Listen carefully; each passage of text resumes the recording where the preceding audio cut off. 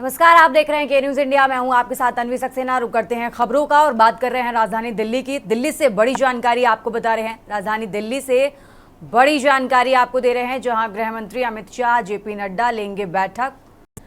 अहम जानकारी आपको दिल्ली से बता रहे हैं। सीएम योगी आदित्यनाथ बैठक में होंगे शामिल।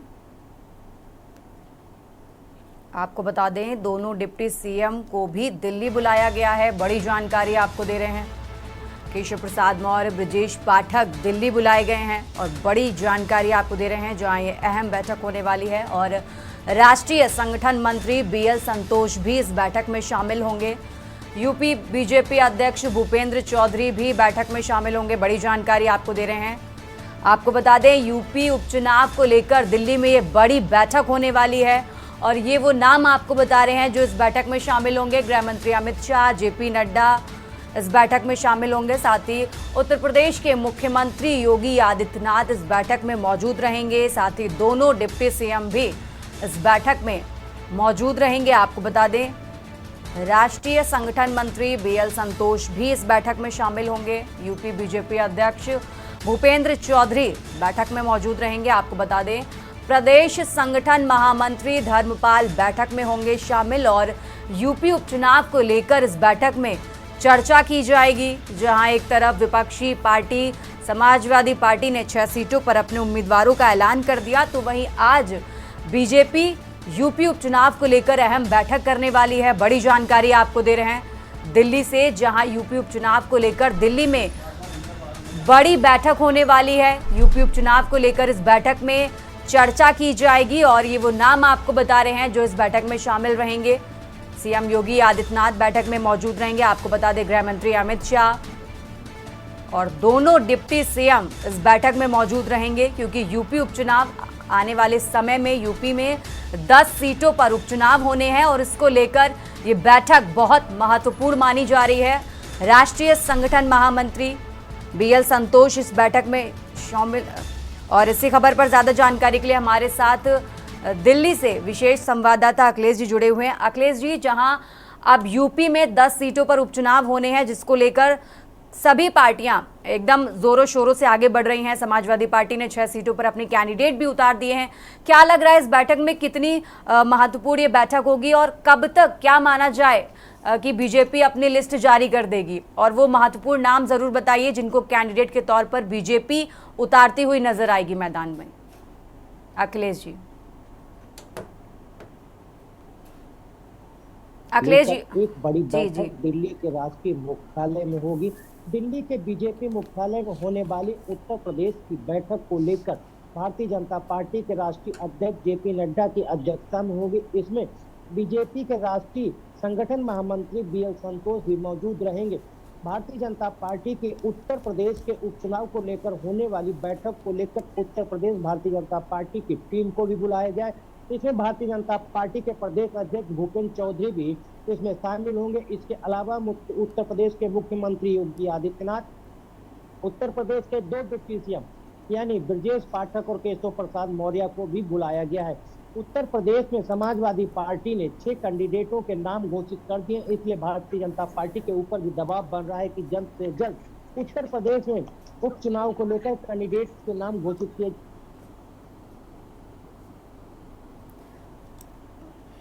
ठीक है, ठीक है अखिलेश जी, की जाएगी कि समाजवादी पार्टी ने उत्तर। ठीक है। और अखिलेश जी, एक सवाल आपसे जरूर लेना चाहेंगे कि जिस तरीके से लोकसभा चुनाव में उत्तर प्रदेश में बीजेपी को बड़ा झटका लगा था, नतीजों की बात करें तो, ऐसे में अब बीजेपी जो उपचुनाव होने हैं उसको कितना महत्वपूर्ण मानेगी? क्योंकि ये परफॉर्मेंस, अब जो उपचुनाव के नतीजे आएंगे वो है बेहद, क्योंकि अगर यूपी में जो बीते समय में लोकसभा चुनाव के नतीजे आए थे उनको देखें तो बीजेपी को एक बड़ा झटका लगा था यूपी में। देखिए, लोकसभा चुनाव के दौरान उत्तर प्रदेश में भारतीय जनता पार्टी को जो सीटों का झटका लगा था, उसके तौर पर देखा जाए कि भारतीय जनता पार्टी चुनाव चाहे जहां का हो, चाहे वो लोकसभा हो या विधानसभा हो या फिर उपचुनाव हो, भारतीय जनता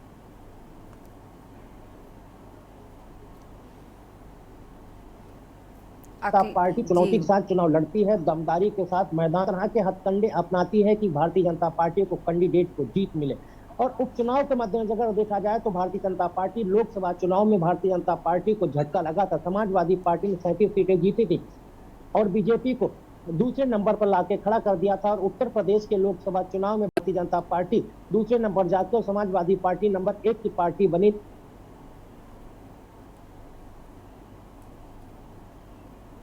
तो भारतीय जनता पार्टी काफी दबाव में है और वो दबाव आज भी महसूस चाहती है कि अगर इन उपचुनाव में भी समाजवादी पार्टी उसी तरह का परफॉर्मेंस करती है जैसा कि उसने लोकसभा चुनाव में किया था और अखिलेश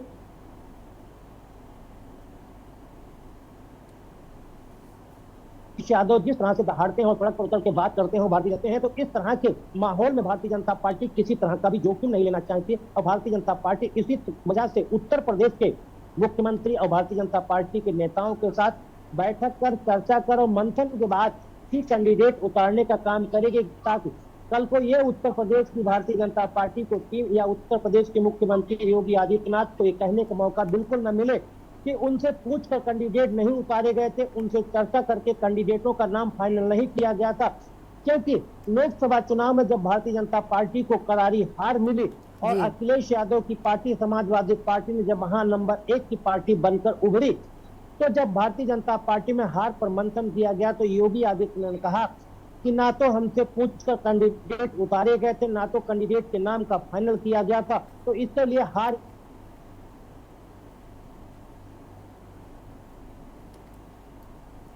इसलिए जिम्मेदार हम कैसे हो सकते हैं। इन्हीं चीजों को लेकर, इन बातों को लेकर कदम फूंक फूंक कर रख रही है कि उत्तर प्रदेश की टीम यह कहने को मौका ना पाए कि उनसे चर्चा नहीं की गई, उनके साथ कैंडिडेट के नाम पर मंथन नहीं किया गया।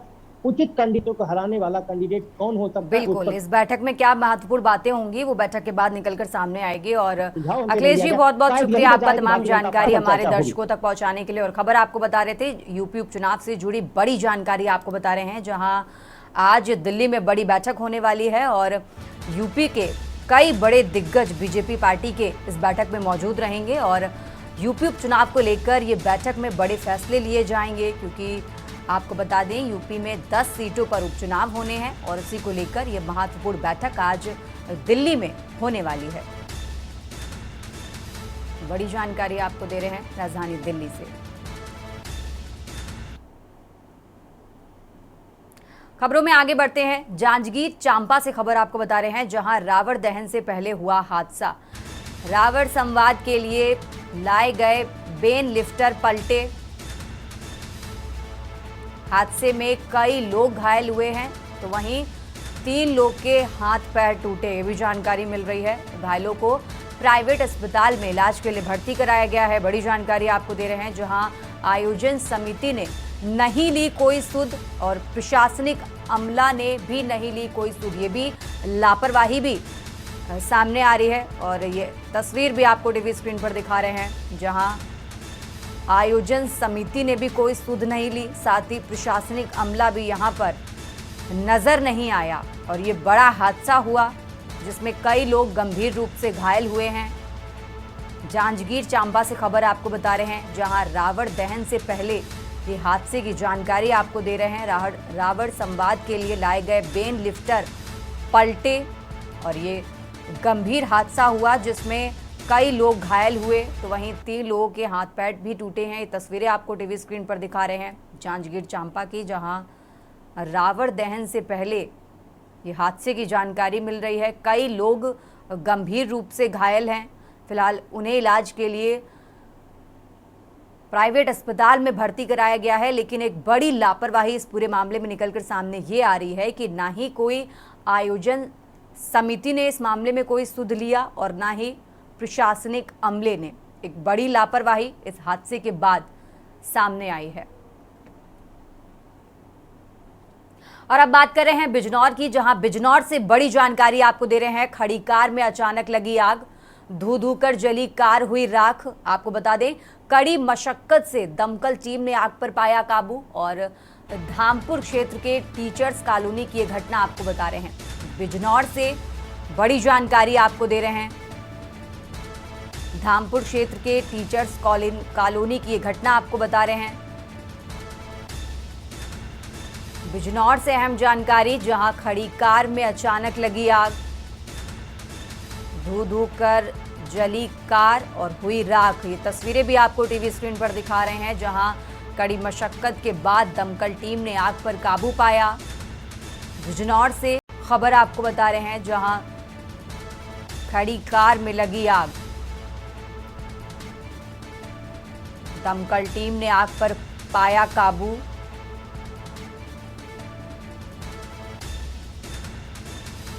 बिजनौर से अहम जानकारी आपको दे रहे हैं, जहां खड़ी कार में लगी अचानक आग। बिजनौर से अहम जानकारी आपको बता रहे हैं, धामपुर क्षेत्र के टीचर्स कॉलोनी की ये घटना। फिलहाल दमकल टीम ने आग पर पाया काबू।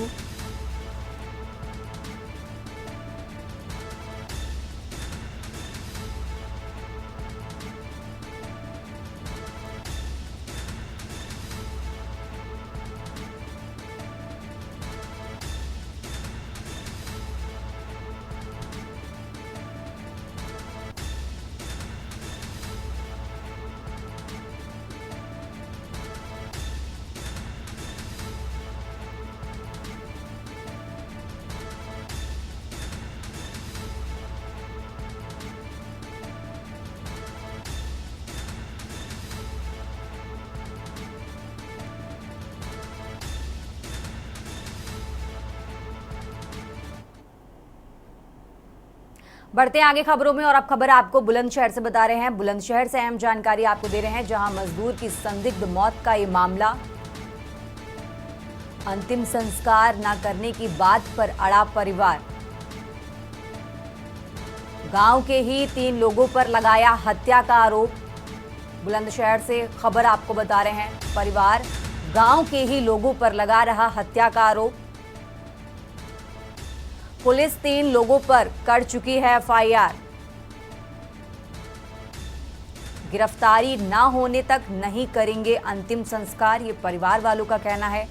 बुलंदशहर से खबर आपको बता रहे हैं, कल संदिग्ध परिस्थितियों में मजदूर की मौत का ये मामला है और परिवार गांव के ही 3 लोगों पर हत्या का आरोप लगा रहा है। बुलंदशहर से अहम जानकारी आपको दे रहे हैं, जहां मजदूर की संदिग्ध मौत का मामला। अंतिम संस्कार न करने की बात पर अड़ा परिवार। गांव के ही 3 लोगों पर लगाया हत्या का आरोप। आपको बता दें, परिवार गांव के ही 3 लोगों पर हत्या का आरोप लगा रहा है और पुलिस 3 लोगों पर एफआईआर दर्ज कर चुकी है। गिरफ्तारी ना होने तक नहीं करेंगे अंतिम संस्कार, ये परिवार की तरफ से कहा गया। बुलंदशहर से खबर आपको बता रहे हैं, कल संदिग्ध परिस्थितियों में मजदूर की मौत हुई। मृतक के शरीर पर नहीं है कोई भी चोट का निशान, पुलिस की तरफ से ये कहा गया। और बुलंदशहर से अहम जानकारी आपको दे रहे हैं, जहां मजदूर की संदिग्ध मौत का ये मामला। अंतिम संस्कार न करने की बात पर अड़ा परिवार और गांव के ही 3 लोगों पर लगाया हत्या का आरोप।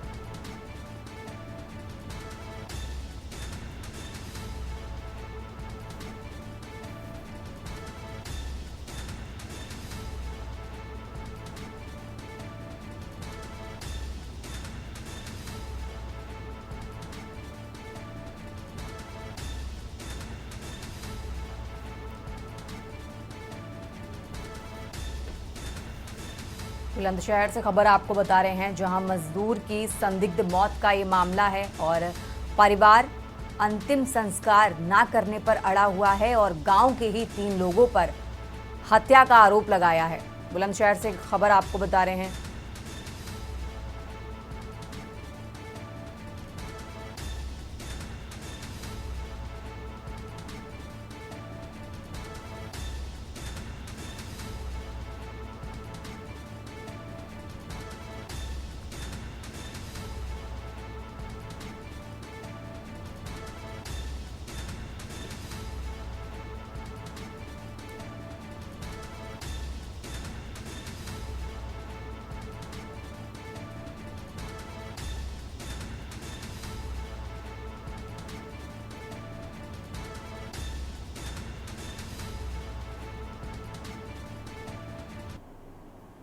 खबरों का सिलसिला लगातार जारी रहेगा। यहाँ रुकते हैं एक छोटे से ब्रेक के लिए।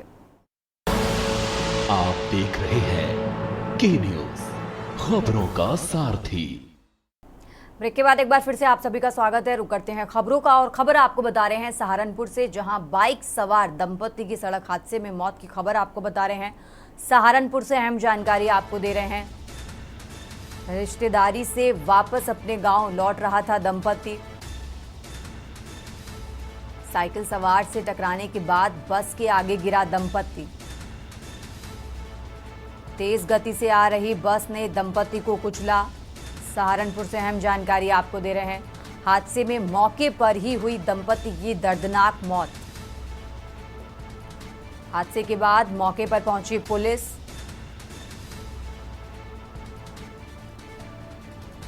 पुलिस ने दोनों मृतकों के शवों को पोस्टमार्टम के लिए भेजा। सहारनपुर से अहम जानकारी आपको दे रहे हैं। और हादसे के बाद परिजनों में मचा कोहराम।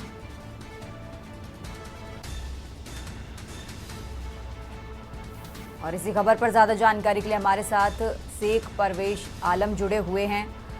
सहारनपुर से जानकारी मिल रही है कि हादसे की खबर है। फिलहाल बस चालक की गिरफ्तारी हुई है या नहीं, पूरा मामला क्या है, क्या कुछ अपडेट आपके पास?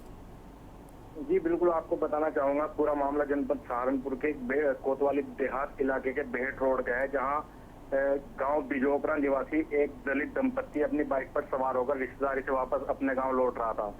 जैसे ही वह बाइक पर सवार होकर मेहरबानी की पुलिया के पास पहुंचे तो अचानक सामने एक साइकिल सवार आ गया, जिसको बचाने के चक्कर में वह सड़क पर जा गिरे और पीछे से आ रही बस के पहिए तले कुछ लगे, जिससे उनकी मौके पर ही दर्दनाक मौत हो गई। जी ठीक है, बहुत बहुत शुक्रिया आपका तमाम जानकारी हमारे दर्शकों तक पहुंचाने के लिए। और खबर आपको बता रहे हैं सहारनपुर से, जहां बाइक सवार दंपति की दर्दनाक मौत हुई है। आपको बता दें, तेज रफ्तार बस की चपेट में आने के बाद इस बाइक सवार दंपति की मौके पर ही मौत हुई। फिलहाल पुलिस ने दोनों के शवों को पोस्टमार्टम के लिए भेजा है और हादसे के बाद परिजनों में कोहराम मचा हुआ है। सहारनपुर से अहम जानकारी आपको दे रहे हैं। गांव बिजोपुरा के बताया जा रहा है मृतक दंपति। बेहट रोड पर मेहरबानी पुलिया के पास ये हादसा हुआ। कोतवाली देहात इलाके में हुआ हादसा। सहारनपुर से अहम जानकारी आपको दे रहे हैं। सड़क हादसे में बाइक सवार दंपति की मौत। प्राइवेट बस की चपेट में आने से दंपति की दर्दनाक मौत। रिश्तेदारी से वापस अपने गांव लौट रहा था दंपति। साइकिल सवार से टकराने के बाद बस के आगे गिरा दंपति। सहारनपुर से अहम जानकारी आपको दे रहे हैं। तेज गति से आ रही बस ने दंपति को कुचला। हादसे में मौके पर ही हुई दंपति की दर्दनाक मौत।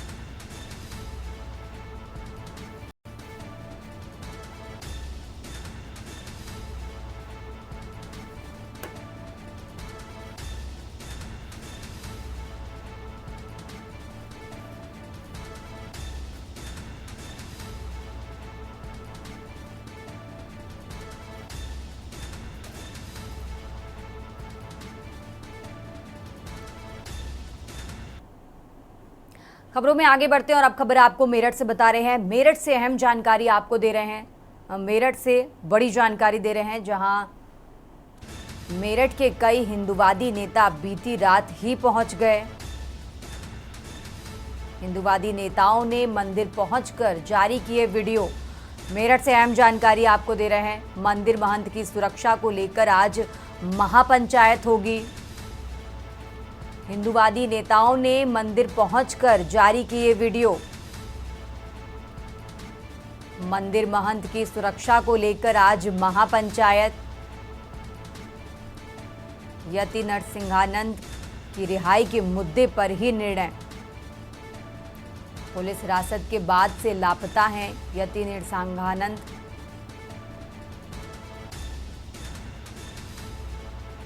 गाजियाबाद के डासना मंदिर में मेरठ से अहम जानकारी आपको दे रहे हैं। हिंदूवादी नेताओं ने मंदिर पहुंचकर जारी किए वीडियो।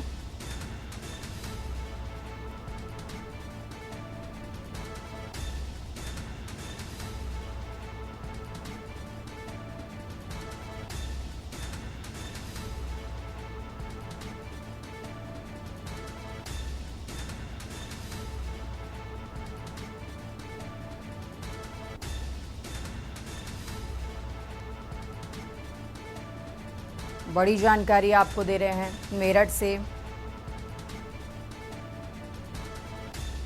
जहां आज डासना देवी मंदिर पर 13 अक्टूबर को पंचायत होगी। मेरठ से अहम जानकारी आपको दे रहे हैं।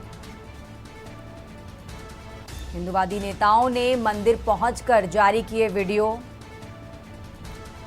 मंदिर महंत की सुरक्षा को लेकर आज महापंचायत होगी। मेरठ से बड़ी जानकारी आपको दे रहे हैं। हिंदूवादी नेताओं ने मंदिर पहुंचकर जारी किए वीडियो। डासना देवी मंदिर पर आज होगी महापंचायत।